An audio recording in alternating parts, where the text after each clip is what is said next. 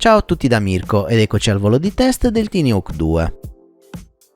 Per prima cosa devo dire che la videocamera me la ricordavo migliore, a seconda della luce infatti i colori tendono al rosso, a parte questo comunque si riesce a vedere senza problemi. Il Tiny in volo si comporta bene e non si notano vibrazioni o effetto gelo. I motori della IMAX non risultano mai fiacchi e il drone rimane sempre agile e scattante, sempre tenendo a mente che stiamo usando un 2 pollici A2S. La VTX impostata a 200 mW dà un segnale pulito e la ricevente integrata non mi ha mai dato problemi di failsafe. Sono rimasto decisamente sorpreso dalla durata delle batterie, che superano abbondantemente i 7 minuti con un volo freestyle non troppo tirato. Come sempre vi ricordo che se volete acquistarlo trovate il link in descrizione e se volete supportare il canale e vedere nuovi contenuti usate sempre il link che trovate nella descrizione dei video. Per oggi è tutto, ci vediamo presto con un nuovo video.